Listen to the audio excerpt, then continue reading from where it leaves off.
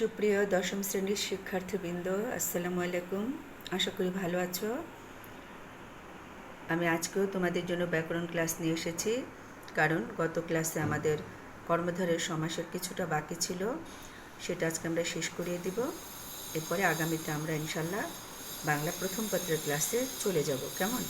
তো আজকে আমাদের যেটা বাকি রয়েছে সেটা হচ্ছে কর্মধারয় সমাসের প্রকারভেদ। তো এই কর্মধারয় সমাস চার প্রকার। একটা হচ্ছে কি মধ্যপদলোপী কর্মধারয় সমাস, উপমান কর্মধারয় সমাস, উপমিত কর্মধারয় সমাস, আর হচ্ছে রূপক কর্মধারয় সমাস। বন্ধুরা মনে রাখবে, এখানে এই মধ্যপদলোপী কর্মধারয় সমাসটা ছাড়া এই তিনটা একেবারে বলা চলে একই মালার তিনটা ফুল। কাজে এই তিনটাকে যখন তোমাদের বুঝিয়ে দেওয়া হবে তখন অত্যন্ত সতর্কতার সাথে মনোযোগের সাথে তোমরা এটা খেয়াল করবে। তো এসো আমরা প্রথমেই যাই মধ্যপদলোপী কর্মধারয় সমাস। তো এটার বেলায় তোমাদের বইয়ের তিনটা উদাহরণ দেওয়া আছে, খেয়াল করো। যেহেতু বইয়ের বাইরে থেকে কোনো কিছু তোমাদের এমসিকিউতে আসবে না, এই জন্য আমরা সাধারণত বোঝাতে গেলে তোমাদের বইয়ের যে উদাহরণ সেগুলির সাথে সেগুলি দিয়েই আমরা পরিচিত করিয়ে দিই, যাতে প্রশ্নে আসতে তোমাদের জন্য সুবিধা হয়। দেখো, মধ্য পদলোপী এই কথাটার ভিতরেই কিন্তু এই সমাসের বৈশিষ্ট্য লুকিয়ে আছে। অর্থাৎ আমাদের যে সমস্ত পদ, সেখানে কি হয় যে দুইটা পদ থাকে। দেখো, এটা আমরা আগেই বলেছি। তো এই দুইটা পদকে যখন আমরা এই সমস্ত পদটাকে ভাঙি, তখন যে এই দুইটা পদের বাইরে আমরা কি দেখি, যে সমাসের বৈশিষ্ট্য অনুযায়ী কিছু শব্দ আসে। তো এই কিছু শব্দ আসার ভিতরে কর্মধারয় সমাসে কিন্তু যে, যিনি, যা, তা, তারপরে এই সমস্ত পদগুলো ব্যাস বাক্য করলে চলে আসে। বুঝছো? যেমন এই যে দেখো, সিদ্ধ যে আলু, আলু সিদ্ধ, এখানে কিন্তু যে, এটা কিন্তু এখানে নাই। এটা হলো ব্যাস বাক্যের প্রয়োজনে, এটাকে অর্থবোধক করে ভাঙার জন্য এই যেটা এসেছে। এটা হচ্ছে কর্মধারয় সমাসের বৈশিষ্ট্যের ভেতর পড়ে। এই যেরকম যে, আবার দেখো হইলো যিনি, তিনি, এই যে আমরা এর আগেও পেয়েছি যে যিনি জজ তিনি সাহেব, এই যে, যিনি, যাহা ইত্যাদি অনেক রকম শব্দই দেখা যাচ্ছে কর্মধারয় সমাসের অর্থবোধক করে ভাঙা, মানে ব্যাস বাক্য করতে গেলে এখানে নির্দিষ্ট কোনো শব্দ নয়, বেশ কিছু শব্দই এখানে চলে আসতে পারে। তো আমরা যখন মধ্যপদলোপী কর্মধারয় সমাসে যাচ্ছি, তখন এই যে ভাঙার শব্দ বাদেও এটাকে অর্থবোধক করার জন্য আরও অতিরিক্ত একটা পদ আসে। বুঝছো? ওই যে, যিনি এরকম ছাড়া, ওরকম অব্যয় ছাড়া একদম আস্ত শব্দই চলে আসে। তো সেই শব্দগুলো কিন্তু কি হয়, সমস্ত পদে আর থাকে না, ওটাও হারিয়ে যায়। ওই যে, ওটার সাথে সাথে অতিরিক্ত যে পদ সেটাও হারিয়ে যায়। তো যখনই সমস্ত পদকে ভেঙে অতিরিক্ত পদ পাই, কিন্তু সমস্ত পদে থাকে না, মধ্যের পদটা লুপ্ত হয়ে যায় বা হারিয়ে যায়, তখনই বলা হয় কি মধ্যপদলোপী, অর্থাৎ মাঝখানের পদ লোপ পেয়েছে বা হারিয়ে গিয়েছে। দেখো এখানে এই যে সিংহ চিহ্নিত যে আসন, আমরা কিন্তু কর্মধারয় সমাসের সাধারণ যে ব্যাস বাক্য যে, এখানে কিন্তু চাইলে যেটা দেওয়া যায়, কিন্তু যেহেতু চিহ্নিত আছে, যে না দিয়েও এটার অর্থবোধকতা প্রকাশ পায়, এই জন্য কিন্তু যে দেয়নি। যে হচ্ছে এটা সাধারণ ব্যাস বাক্যের চিহ্ন। আর এই যে চিহ্নিত শব্দটা দিয়ে এটাকে কি করা হয়েছে, সুন্দর করে বুঝবার জন্য আনা হয়েছে শব্দটা। যেমন সিংহ যে আসন যদি বলা হতো, তাহলে কিন্তু সিংহাসনকে ভেঙে এটার মানেটা বোঝা যেত না, যে সিংহাসন আসলে কি, সেটাই চিহ্নিত শব্দটা এনেই কিন্তু সেটাকে বুঝিয়ে দেওয়া হয়েছে। এখন আমরা বুঝে নিচ্ছি যে সিংহাসন জিনিসটা কি। তাহলে এখন দেখো, এই চিহ্নিত শব্দটা এটাকে অর্থবোধক করে ভাঙার জন্য আনতে হয়েছে, কিন্তু এখানে সেই চিহ্নিত নাই, বরং সিংহ আর আসন, এই যে পূর্বপদ সিংহ, আসন পরপদ হয়ে সিংহাসন হয়েছে, তাই এই অতিরিক্ত পদটা হারিয়ে গিয়েছে বলে এটা মধ্যপদলোপী। আবার দেখো, সাহিত্য সভা, এই যে সাহিত্য সভা শব্দটা, এটা এই যে সমস্ত পদ, এই সমস্ত পদের পূর্বপদকে সাহিত্য, পরপদ হচ্ছে সভা। তাহলে এইটাকে যখন আমরা ভাঙছি, ব্যাস বাক্যে পরিণত করছি, তখন কিন্তু এটা সাহিত্য যে সভা বললে হবে না। সাহিত্য আর সভা কি এক জিনিস? না, সভা একটা জিনিস, সাহিত্য সম্পূর্ণ ভিন্ন একটা জিনিস। তাহলে সাহিত্য যে সভা বলে একটা অস্পষ্টতা রয়ে যায়। তাই আমাদের কি বলতে হবে, যে যেই সভাতে সাহিত্য বিষয় নিয়ে কথাবার্তা বলা হয়, আলোচনা হয়, সেটাই সাহিত্য সভা। এই জন্য এখানে সাবজেক্ট বা বিষয় এই অতিরিক্ত পদটা আনা হয়েছে। এরকম করে তোমরা ভাঙতে গিয়ে যখন দেখবে যে অতিরিক্ত পদ আনতে হচ্ছে, তখনই বুঝবা এটা কি মধ্যপদলিপি কর্মধারয় সমাস। আর সাধারণভাবে কর্মধারয় সমাস বুঝবা কি দিয়ে, যে, যিনি, এগুলি থাকবে। যেমন এই যে সাহিত্য বিষয়ক যে সভা, এই যেটা কিন্তু নাই, বিষয়ক আছে বলে, কিন্তু আমরা মনে মনে এটা চিন্তা করে নিতে পারি যে যে সাধারণ রূপ। আবার দেখো স্মৃতিসৌধ। স্মৃতিসৌধ কখন হয়, যে কারো কোনো কিছু স্মৃতি রক্ষা করার জন্য উদ্দেশ্যে যে সৌধ বা মিনার বা কি বলবো প্রাচীর নির্মাণ করা হয়, মানে দালান নির্মাণ করা হয়, এরকম একে কি বলে, প্রতীককে বলে স্মৃতিসৌধ। তাহলে এই যে রক্ষার্থে এটা হচ্ছে অতিরিক্ত পদ, মাঝখানের পদ। এই যে দেখো পূর্বপদ আর পরপদ, এটার মাঝখানে কিন্তু ভাঙার সময় রক্ষার্থে শব্দটা আসছে। এই জন্য স্মৃতিসৌধ তোমার কি মধ্যপদলিপি। এরকম করে ধরো যে ঘর জামাই, আমরা যখন এরকম করে দিই যে ঘর জামাই শব্দটাকে, এইটাকে ভাঙতে গিয়ে দেখবা তোমরা যে ঘরে থাকে যে জামাই, বাকি ঘরে আশ্রিত জামাই, তোমাদের ইচ্ছে মতো ভাঙতে পারো। ঘরে তো যে আর লাগে না, যেহেতু থাকে নিয়ে আসছি আমরা, ঘরে থাকে যে জামাই এখানে দিতে হবে, অথবা ঘরে থাকা জামাই। হ্যাঁ, যে জামাই থাকে দিয়েছি বলে আমি কি দিলাম, যেটা আনলাম। তাহলে এই যে সমান কি হলো, ঘর জামাই। ঘরে থাকে যে জামাই বা ঘরে আশ্রিত জামাই, তখন হয়ে যায় কি ঘর জামাই। তাহলে এই যে এখানে থাকে বা আশ্রিত শব্দটা অতিরিক্ত পদ, মাঝখানের পদ, কিন্তু ঘর জামাইয়ে এটা নেই, খালি ঘর আর জামাইটা আছে, এই জন্য এটাও মধ্যপদলিপি কর্মধারয় সমাস। আচ্ছা, এবার আসো ওই তিনটা, যেটাকে বলছিলাম যে একই মালার কি তিনটা ফুল, এদের সাথে এরকম একটা সম্পর্ক। প্রথমে আমরা যাব কি উপমান কর্মধারয় সমাস। এটার কিছু জিনিস তোমাদের জেনে নিতে হবে, বুঝে নিতে হবে। সেটা কি বলছে দেখো বইয়ে, যে উপমান অর্থ তুলনীয় বস্তু।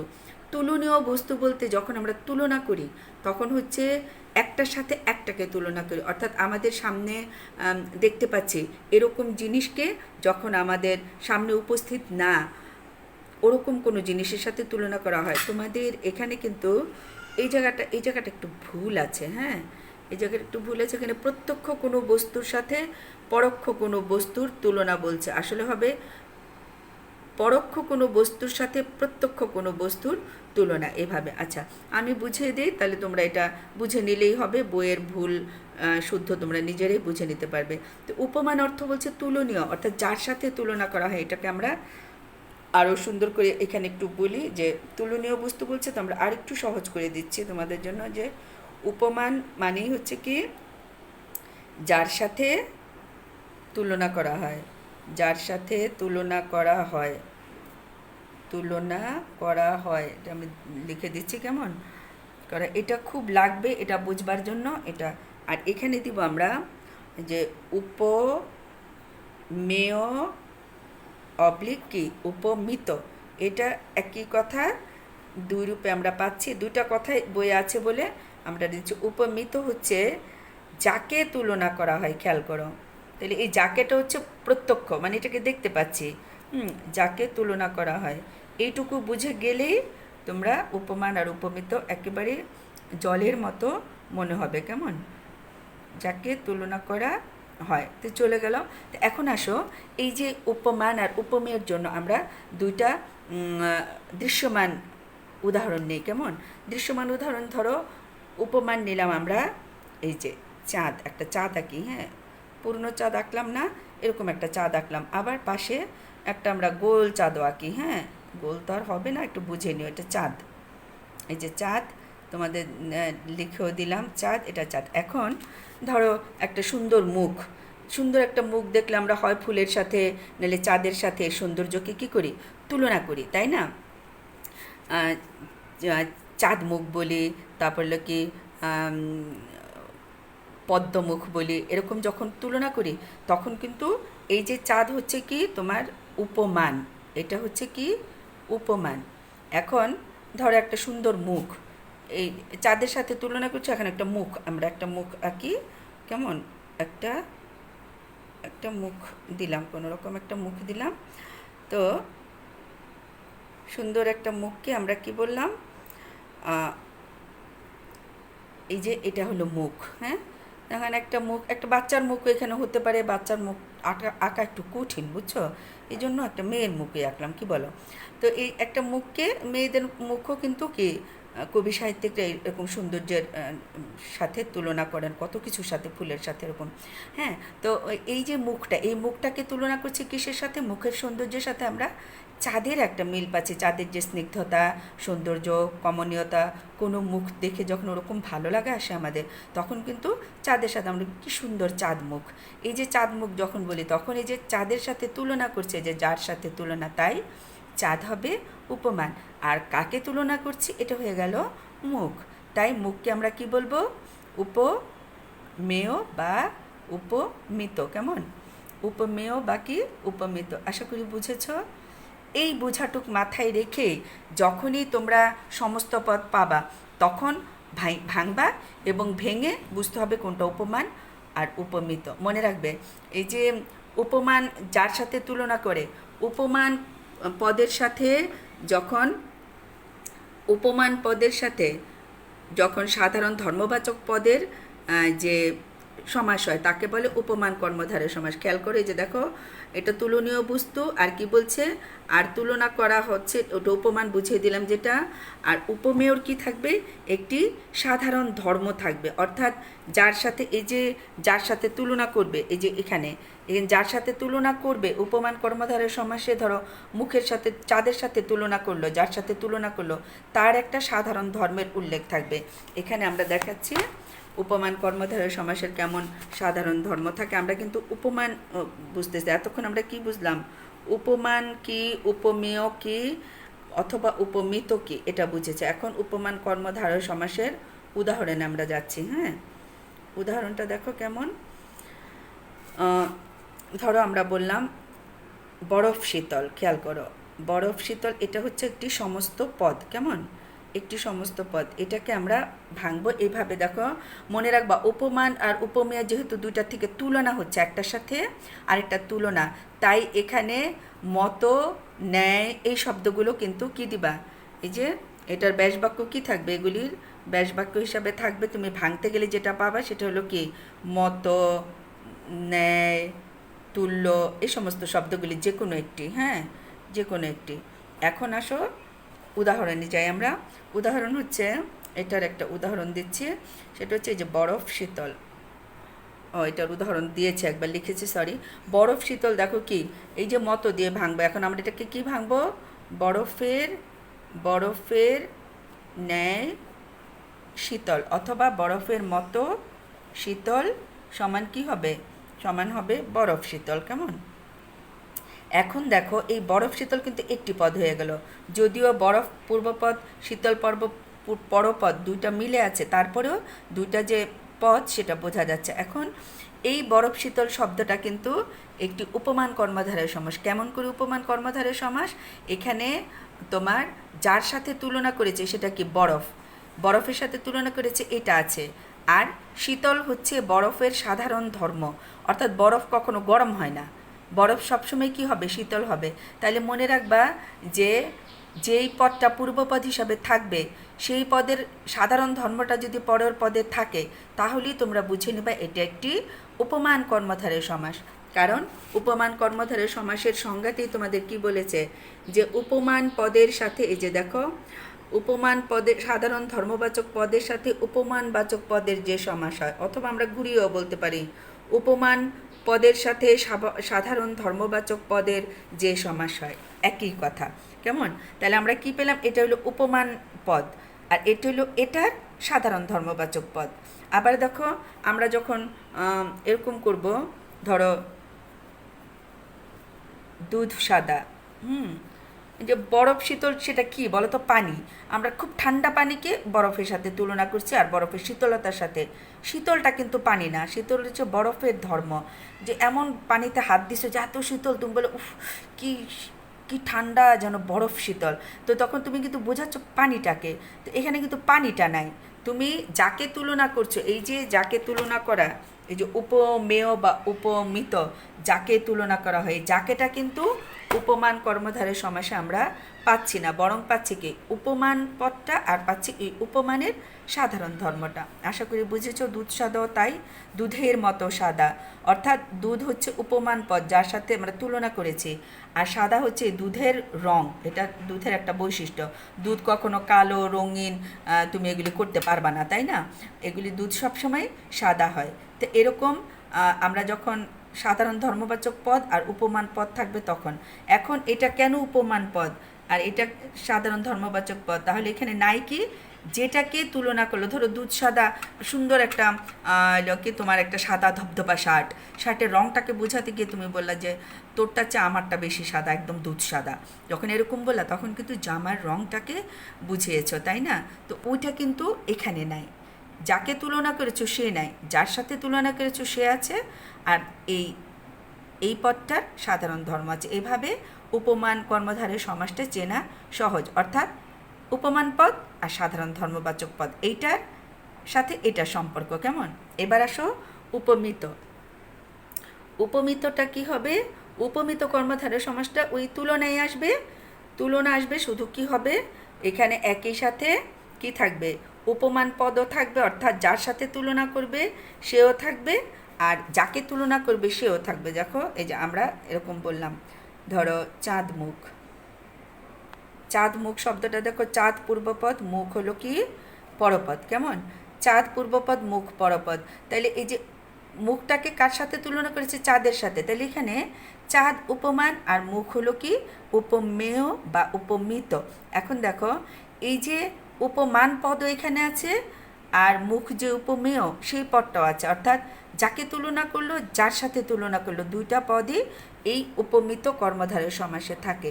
উপমিত পদটা থাকে বলে এটাকে উপমিত কর্মধারয় সমাস নামকরণ করা হয়েছে। আর এখানে উপমান পদটা বেশি প্রাধান্য পাচ্ছে বলে এটার নাম কি দেওয়া হয়েছে? উপমান কর্মধারয় সমাস, কেমন? তাহলে দেখো এখানে কিন্তু কোনো সাধারণ ধর্মবাচক পদ নাই।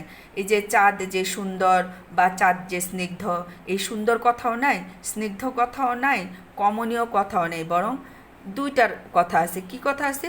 যাকে তুলনা করলো আর যে তুলিত হলো, বুঝছো, যার সাথে তুলিত হলো, এই দুইটা পদ একদম দুটেই রয়ে গেছে।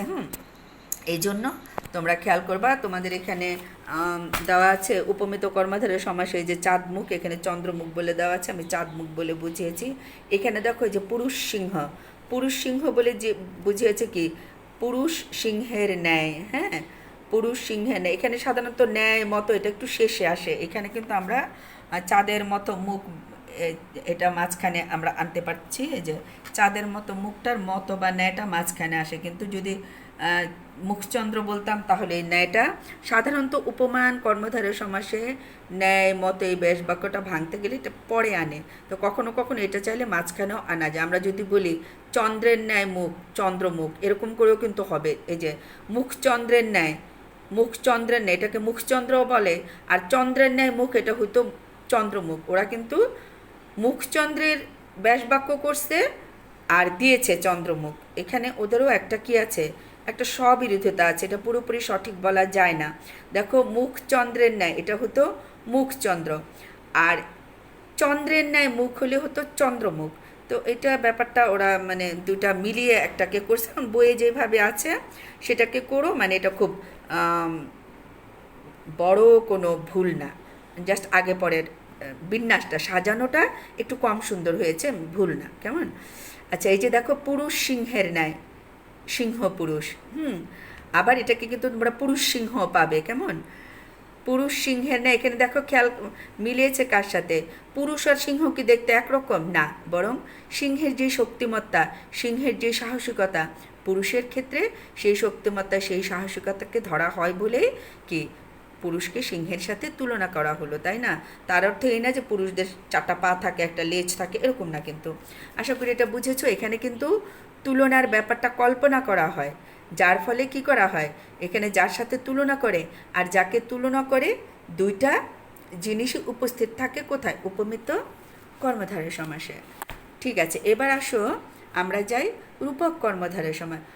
রূপক মানেই হচ্ছে কি রূপক শব্দের অর্থটা একটু বলে নেই। রূপক মানে হচ্ছে অভিন্নতা কল্পনা করা। অর্থাৎ তুমি ধরো একটা দড়ি, কেমন একটা দড়িকে তুমি কল্পনা, এটাকে একটা সাপ মনে করতেছো, যে একেবারে একটা রশি, সাপ যেরকম রশিও বলতে গেলে সেরকমই, কারণ রশিও আঁকাবাঁকা করা যায়, এরকম দোল খায়, সাপও ঠিক ওরকম, এগুলিকে বাঁচানো যায় এরকম করে কল্পনা করে তখন আমরা কি করি, যে দড়ির ভিতর আমরা সাপের কল্পনা যখন আরোপ করি তখন এটা একটা অভিন্নতা বোঝায়। তো এটা হলো কল্পনার বিষয়, তাই না? এই যে উপমান আর উপমেয়ের মধ্যে যখন, অর্থাৎ যার সাথে তুলনা করছো কোনো কিছুকে আর যাকে তুলনা করছো, যখন দুইটাই একে অপরের জায়গা দখল করে অভিন্ন হয়ে যায়, তখন এটাকে কি বলে, রূপক কর্মধারয় সমাস। ওই অভিন্নতাটুকু হচ্ছে কি, অর্থাৎ তুমি কল্পনায় আনছো বলে এটাকে রূপক বলা হয়। হ্যাঁ, তো এই সমাসে তোমার কি হচ্ছে, উপমেয় পদ পূর্বে বসে আর উপমান পদ পরে বসে। দেখো আমরা উদাহরণ দিয়ে এটা একটু বুঝিয়ে দিই, কারণ বইয়ের উদাহরণটাই আমরা যাই। কিভাবে যাচ্ছে দেখো, এই যে এখানে কি বলছে, যে ক্রোধ রূপ অনল। ক্রোধ মানে কি, রাগ, কেমন রাগ এটাকে, আর অনল মানে হচ্ছে আগুন। তাইলে ক্রোধ আর আগুনকে কি করেছে, যে ক্রোধ আগুনের মতো। তো যদি বলতো ক্রোধ আগুনের মতো, তাহলে ক্রোধানল বললে তখন কিন্তু মতো বলছে দেখে এটা কিন্তু উপমিত কর্মধারায় হতো, কিন্তু এখানে মতো না বলে অভিন্ন কল্পনা বোঝানোর জন্য রূপ কথাটা এনেছে। মানে অনল আর ক্রোধ একই রূপের রূপায়িত। এই যে অভিন্ন কল্পনা করলো, ক্রোধ রূপ অনল, যে মানুষ যখন রেগে যায় তখন কিন্তু তার ভিতরে সেই অগ্নির যে তেজ, অগ্নির যে উত্তপ্ততা, এই জিনিসটা চলে আসে, বুঝছো? এই জন্য দেখা যাচ্ছে যে রাগকে বা ক্রোধকে কিসের সাথে তুলনা করছে, অনল বা আগুনের সাথে তুলনা করে এখানে একটা অভিন্নতা এনেছে, যে যেটা ক্রোধ সেটা আসলে শুধু ক্রোধ বলা যাবে না, এটা যেন আগুন, বুঝছো? এই জন্য এই ক্রোধানল এভাবে আনছে। তাহলে এখানে রূপ চিন্তা করতেছো যে বিষাদ রূপ সিন্ধু। বিষাদ মানে কি, দুঃখ, বেদনা। মানুষের বেদনা বা দুঃখ যখন অনেক বড় হয় তখন মানুষ এটাকে তার কাছে, মানে সিন্ধু মানে সাগর, সাগরের মতো যেন শেষ হয় না, এরকম কল্পনা করে নিচ্ছে। এই জন্য রূপ কথাটা নিয়ে আসছে, বুঝছো? এখানে আর কি মতো যেন, এটা কিন্তু আনছে না। ওই তোমার উপমিত কর্মধারয় সমাসের চাইলেও এখানে আনছে না, কারণ এখানে মানুষ একটা কি অভিন্নতা কল্পনা করে, যে শোকের সাগরে, দুঃখের সাগরে, যখন মানে বলে না শোকের সাগর দুঃখের সাগর কেন বলে, এটাকে অনেক বড় মনে হচ্ছে মানুষের কাছে, তখন সাগরের সাথে সে একটা অভিন্নতা খুঁজে পায়, একটা সাযুজ্য, একটা মিল খুঁজে পায়। দেখো এটা দিয়ে আরও ভালো বোঝা যায়। মন রূপ মাঝি, আমাদের মনটাকে মাঝি কল্পনা করেছে। কিসের মাঝি? আমাদের জীবনটাকে তখন একটা নৌকার সাথে তুলনা করা হয়, বুঝছো? জীবন নৌকা যখন বলবো তখন এই জীবন নৌকা শব্দটাও কিন্তু এই যে এখানে মনকে মাঝির কল্পনা অভিন্ন চিন্তা করছে। আর এই মাঝি কিসের মাঝি? আমাদের জীবন নৌকার মাঝি। জীবনটাকে আবার কিসের সাথে তুলনা করলো? নৌকার সাথে, যে আমাদের জীবনটা নৌকার মতন, এই নৌকা চালাতে যেরকম মাঝি লাগে, এরকম আমাদের জীবন নৌকাকে চালিয়ে নিয়ে যায় আমাদের কোন মাঝি? ওই মন রূপ মাঝি, বুঝছো?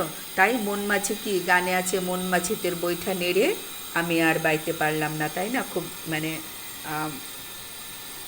আধ্যাত্মিক টাইপের গান, দেহতাত্ত্বিক গান। তো এই যে অভিন্নতা কল্পনা করা হয়, এখানে কিন্তু মনকে কিসের সাথে তুলনা করা হয়েছে? মাঝির সাথে তুলনা করেছে। এই জন্য কী বলছে, যে উপমেয় পদ পূর্বে বসে এবং উপমান পদ পরে বসে।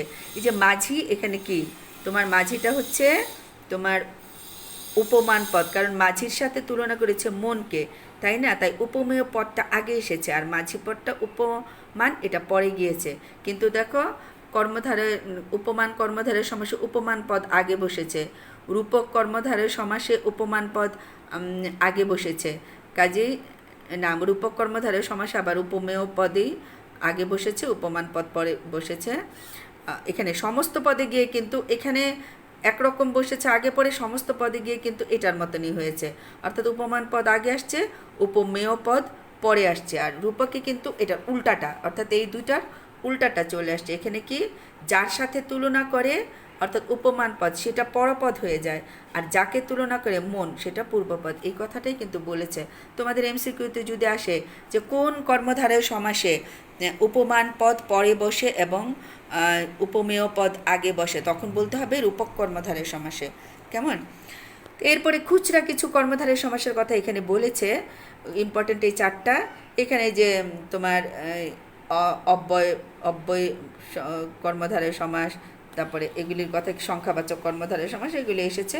তোমরা এগুলি রিডিং দিয়ে রাখবা। এই যে দেখো, কু যে কর্ম, এটা যে দিয়ে ভাঙতে পারছি, তাহলে কুটা হলো একটা অব্যয়, মানে এটা উপসর্গ, আর উপসর্গগুলো অব্যয়। যথা তরূপে যোগ্য, যথাযোগ্যে, যথাটা অব্যয়। তারপরে যে সর্বনাম দিয়ে করছে, বুঝছো, সে মানে যে কাল, বিগত যে কাল, এটা হলো সে কাল, এ কাল, এ যে কাল মানে বর্তমান যে কাল, এ কাল।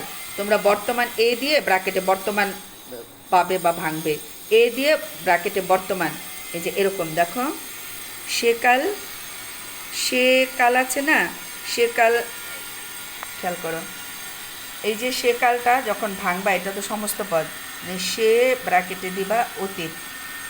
সে মানে কি, এখানে সে কাল মানে কি, যে কাল অতীত হয়ে গেছে সেটা না, অতীত যে কাল, অতীত যে কাল সমান হবে কি সে কাল। আবার দেখো এ কাল যখন করছে, এ কাল মানে কি, এ কাল মানে বর্তমান, সে কালের আর এ কালের কথা যখন আসে তখন এ কাল মানে বর্তমান, তাই তোমরা এটা দিয়ে ব্র্যাকেটে কি দিবা, বর্তমান বা এরকম পাবা, তাহলে একটু বোঝানোটা সহজ হয়। এ যে কাল মানে বর্তমান যে কাল, এ কাল। এভাবে আমরা কর্মধারয় সমাসকে ভেঙে দেখতে পাচ্ছি, কেমন। তারপরে যে দেখেন সংখ্যাবাচক কর্মধারয়, এক যে জন, এই যে আনছো, ওই যে উপরে আমি বলছিলাম যে কর্মধারয় সমাসে যে যিনি, এগুলি থাকে ভাঙতে গেলে। এক যে জন, একজন। দুই, দুই যে তালা, দোতলা, বুঝছো। এইভাবে উপসর্গ, বি যে কাল মানে বিগত হয়েছে বা চলে গিয়েছে যে কাল, সকাল মানে শুরুর যে কাল। এইভাবে আমরা প্রত্যেকটাকে ভেঙে ভেঙে কর্মধারয় সমাসের যে গঠন সেটাকে কিন্তু আমরা পেতে পারি। তো আশা করি বন্ধুরা তোমরা কর্মধারয় সমাস বুঝতে পেরেছো।